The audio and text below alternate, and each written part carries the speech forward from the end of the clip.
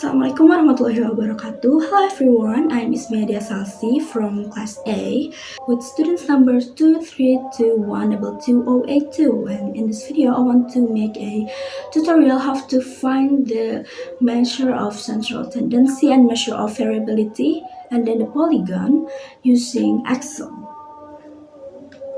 Before we jump into what we are going to looking for, we have to know what's the definition of measure of central tendency and measure of variability itself. So, measure of central tendency adalah ukuran yang menunjukkan nilai tengah atau tipikal dalam suatu kumpulan data seperti mean, median, and mode. Sedangkan measure of variability adalah ukuran yang menunjukkan sebaran atau variasi data dalam suatu kumpulan seperti range, variance, and standard deviation. Okay, next, first things first, all you have to do is you have to put all of your data. Here I put my data to a column, your row data, and then you move your data to the column B. Here you have to sort your data from smallest to largest, and then from the C column, you have to remove the duplicate of your data. Here I already made a table. Okay, from the score table, you just have to copy from the column C, pindahin aja ke column yang score. How to find the frequency? Dengan rumus count if, dan kalian tinggal blok aja data di kolom A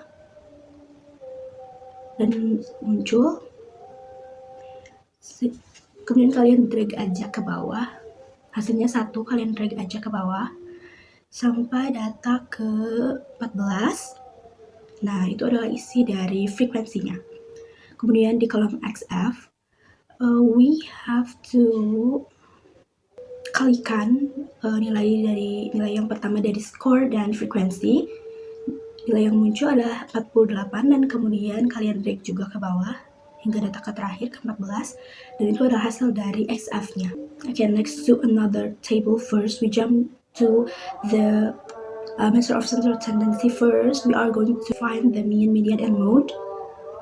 First, we are going to find the mean. The rumusnya itu gampang ya, tinggal sum dari XF dibagikan dengan sum dari frekuensi. Di sini itu 5.324 dibagi 69, yang sebelah situ ya teman-teman.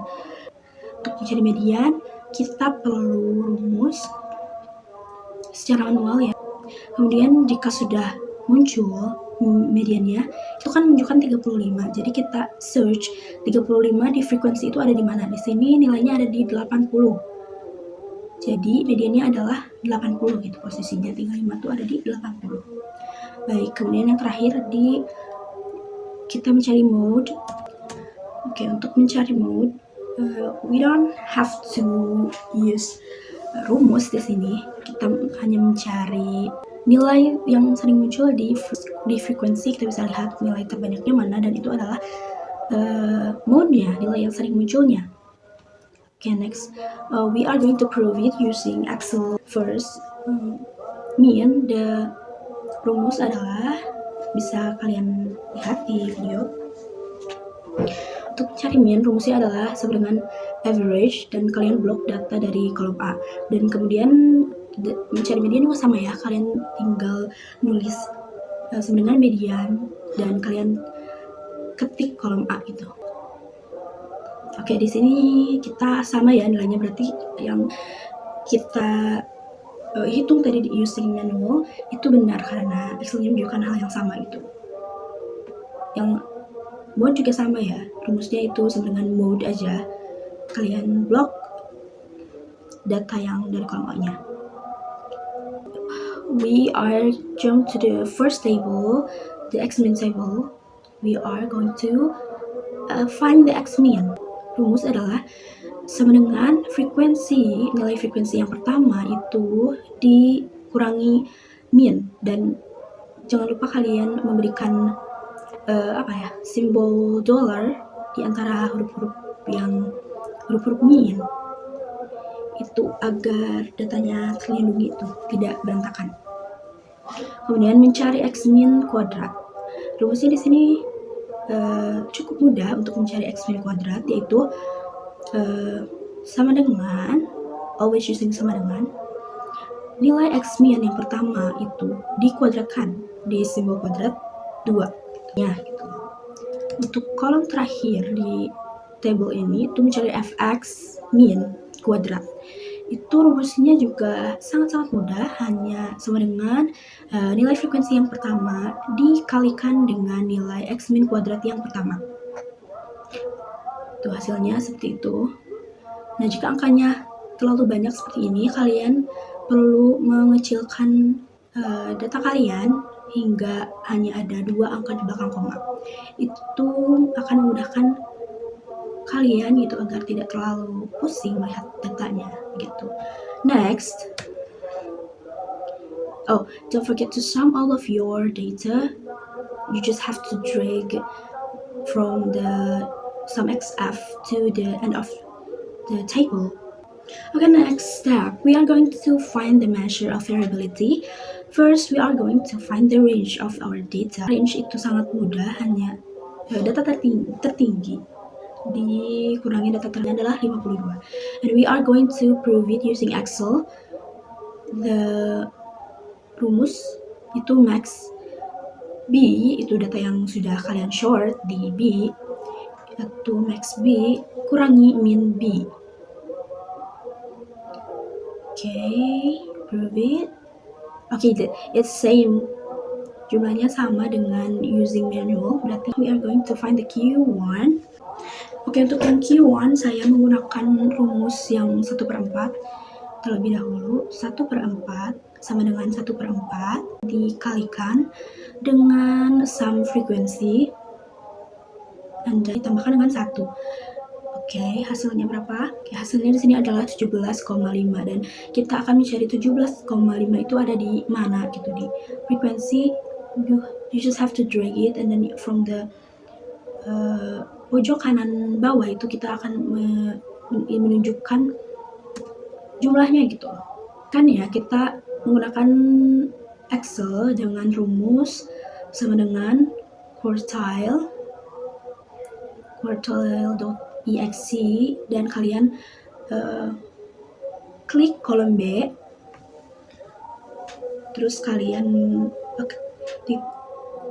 ketik simbol titik koma dan itu akan menunjukkan pilihan untuk mencari first quartile. Nah, hasilnya sama dengan using manual, berarti sudah benar.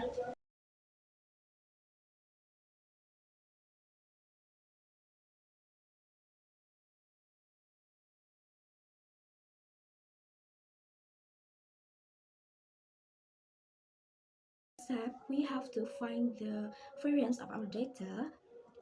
Rumusnya itu adalah sum dari fx min itu dikalikan dengan sum frekuensi dikurangi 1 sama dengan 156,75. Kita sudah benar. Last but not least, we have to find the standard deviation. Rumusnya untuk using manual itu sama dengan SQRT, hasil yang variance, dan using Excel itu rumusnya sama dengan STDEV dan kalian blok saja kolom up-nya ya. Nah, kita sudah menemukan measure of central tendency and measure of variability-nya sampai step yang terakhir yaitu standard deviation. Next, last, it's benar-benar terakhir, kita akan membuat table polygonnya. All you have to do is just block the score and the frequency, hanya angkanya saja kalian blok nilai yang score dan frekuensi, dan kalian ke menu insert dan kalian akan menemukan recommended chart. Kalian klik saja dan akan menunjukkan poligon yang sesuai dengan data yang telah kita cari gitu.